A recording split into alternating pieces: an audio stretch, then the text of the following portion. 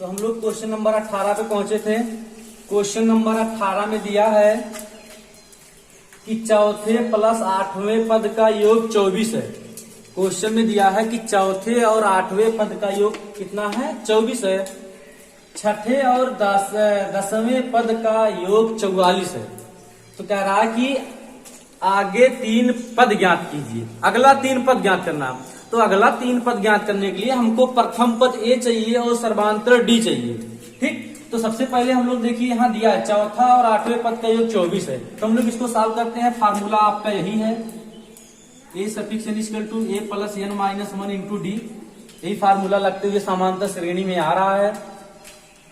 ठीक, तो आपका चौथा पद, तो चौथा पद दिया a plus 4 minus 1 into d plus आठवां पद a plus 8 minus 1 into d 24 हो जाएगा। A plus 3d A plus 7d 24 हो जाएगा।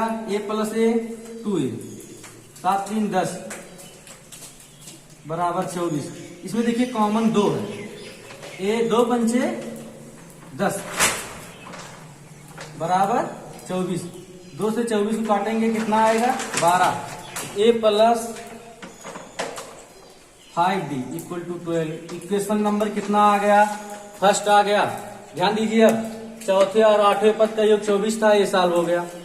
फिर कहा था कि छठे और दसवें पद का योग 44 है। इसी प्रकार इसको भी सॉल्व करेंगे। तो छठे a plus 6 minus 1 into d plus अगला दिया है दसवां पद a 10 minus 1 into d equal to 44। ये हो जाएगा a plus 5d plus a plus 9d equal to 44। ठीक, तो आगे सॉल्व करते हैं। ए प्लस ए कितना हो जाएगा, 2a और 9 में 5 जोड़ेंगे 14 हो जाएगा डी। अब इसमें देखेंगे कॉमन कितना, 2 इसमें भी कॉमन है। तो ए होगा 2 7 14 44। इधर इंटू में है, इधर जाएगा भाग में हो जाएगा। ए प्लस 7d 22 आ जाएगा। समीकरण नंबर 2। ध्यान ये प्रथम 3 पद पूछा है, तो हमको प्रथम पद ए चाहिए, सर्वांतर डी चाहिए। तो यहाँ समीकरण 2 और समीकरण 1, समीकरण 1 में से 2 को घटा लीजिए। समीकरण 1 2 को सॉल्व करना। समीकरण 1 में से समीकरण 2 को घटाने पर तो ए में है a plus 5d equal to 12 और ये है a plus 7d equal to 22। Minus minus minus cancel. अब 5d में से 7d लेस हो जाएगा तो आपका कितना आएगा, माइनस 2d आएगा। और 12 में से 22 जब लेस होगा तो माइनस 10 आएगा। माइनस से माइनस कैंसिल, 2 पंचे 10। तो d का मान कितना आ गया, 5 आ गया। अब सर्वांतर तो मिल गया, तो d का मान उठा के समीकरण नंबर 1 में रख दीजिए। लिखेंगे d का मान समीकरण 1 में रखने पर, तो d का मान समीकरण नंबर 1 रखना। a प्लस d का मान 5 d का मान कितना है, 5 12 a प्लस, ठीक है, 55 25। तो d का a का मान कितना आ जाएगा, -13 आ जाएगा। ठीक है, ए का मान कितना आ गया, -13। इधर जाएगा 25 माइनस में हो जाएगा। ए का मान मिल गया, डी का मान मिल गया। अब आगे पूछा क्या था, 3 पद पूछा था। ए का मान है -13, फिर अगला है -13 में डी जुड़ जाएगा। फिर अगला है ए में 2d जुड़ जाएगा। 2d का मान है -5। ठीक, ये हो जाएगा -13। -13 में 5 जोड़ेंगे तो -8 आएगा। ठीक, 2 पंचे कितना हो जाएगा, ये +5 है, 2 पंचे 10 हो जाएगा। तो ये हो जाएगा -13 + 10 तो हो जाएगा श्रेणी आ जाएगा -13, -8, -3। अगला 3 पद पूछा था तो अगला 3 पद आपका आ जाएगा यही -13, -8 और -3। आगे हम लोग देखते हैं 19 नंबर क्वेश्चन।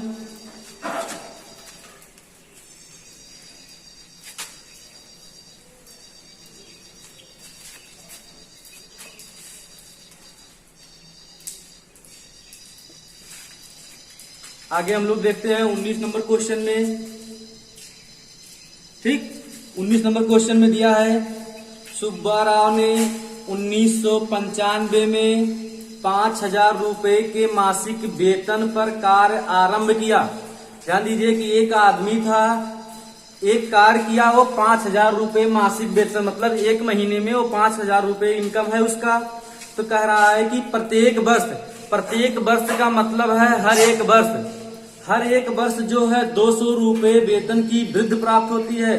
तो किस वर्ष में उसका वेतन 7,000 हो जाएगा। ध्यान दीजिए, एक आदमी है, प्रत्येक माह वो कितने रुपए कमा रहा है, 5,000 रुपए कमा रहा है प्रतिवर्ष का मतलब है हर एक वर्ष जो है वो 200 रुपए उसका वृद्धि हो रहा है। तो ध्यान दीजिए, इसे प्रथम वर्ष में वो जो है 5,000 रुपए कमा रहा है, फिर कह रहा है कि उसके अगले वेतन मतलब प्रत्येक वर्ष 200 रुपए वेतन की वृद्धि होती है। ठीक है, तो लिखेंगे, मान लेते हैं 1995 में दिया था, 1995 में सुब्बा राव का वेतन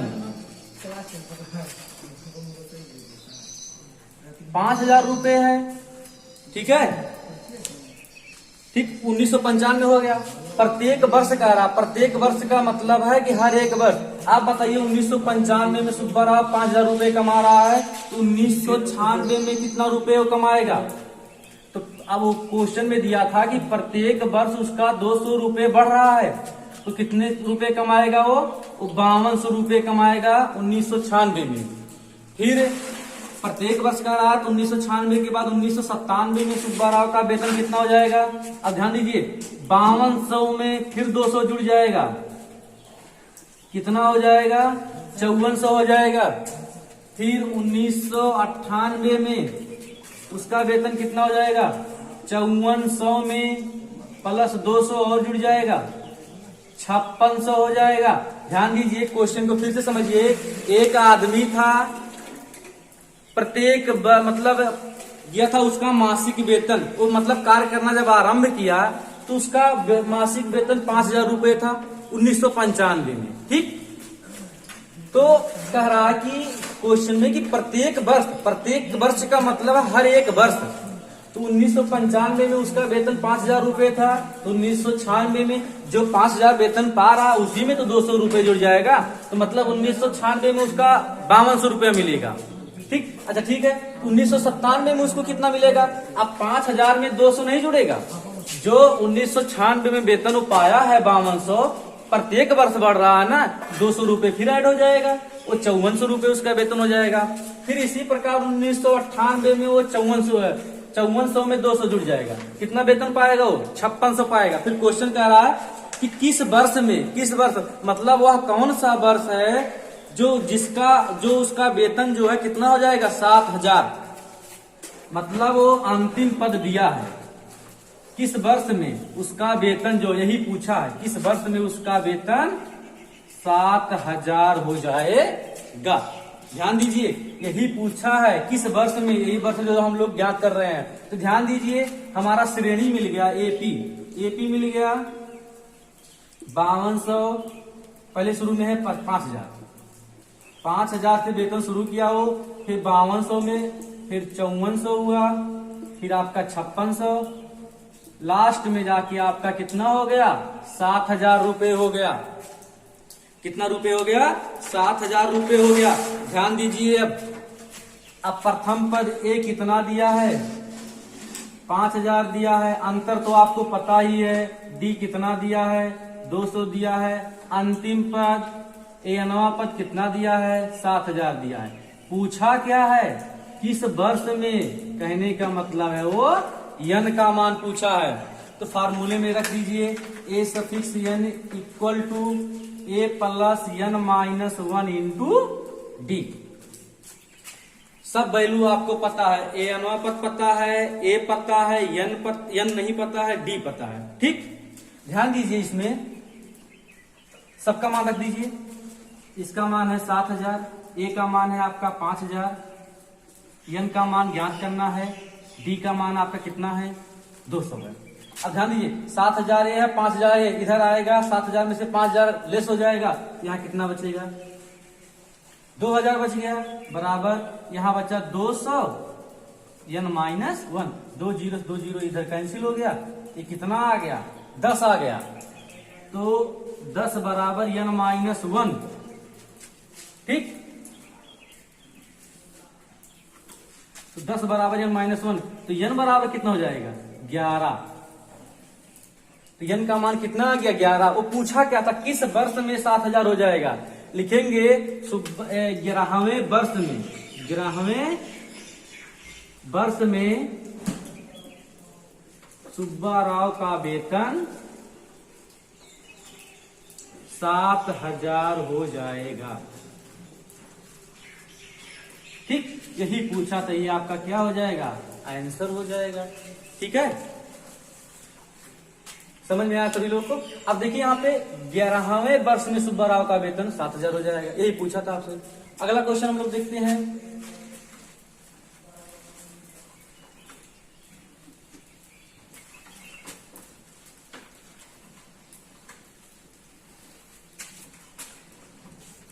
क्वेश्चन नंबर 20। क्वेश्चन नंबर 20 में दिया है, रामकली ने किसी वर्ष के प्रथम सप्ताह में 5 रुपए की बचत की।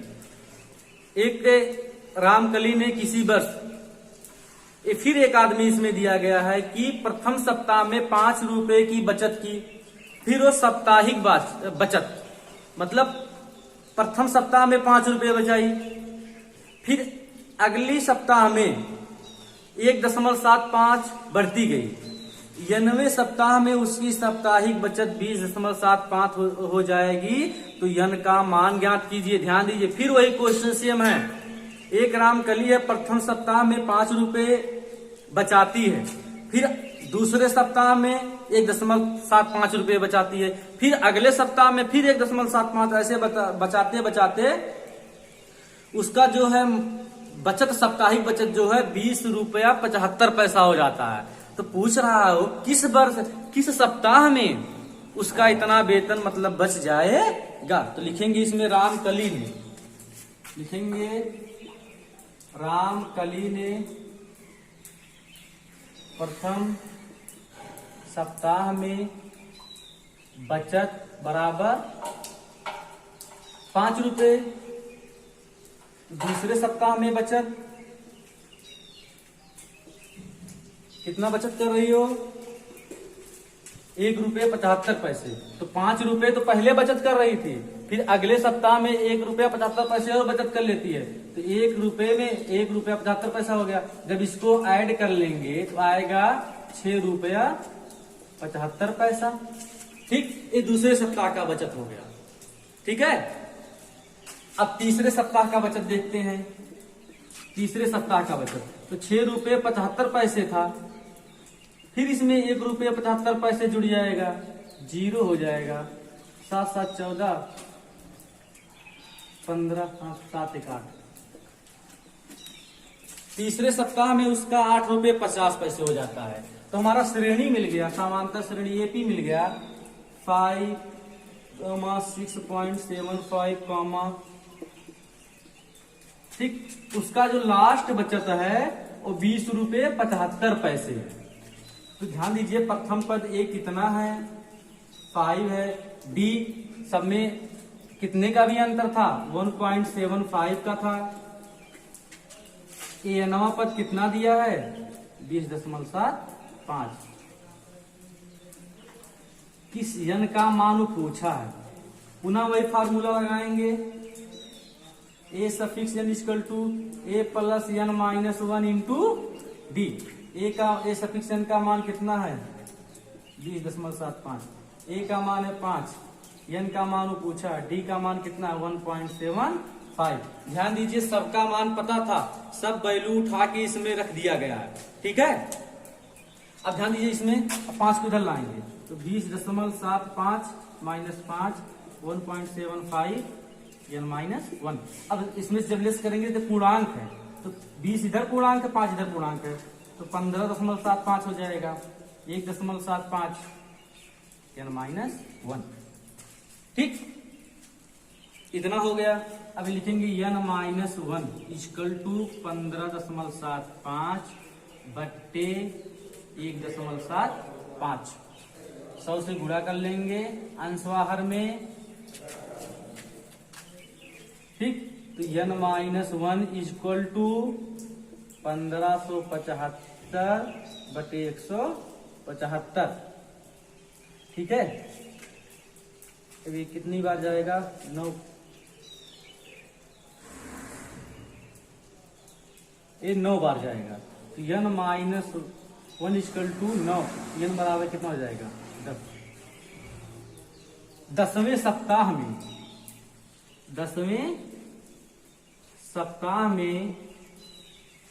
उसका सप्ताह में 20 रुपये 75 पैसे वो बचत कर लेगी।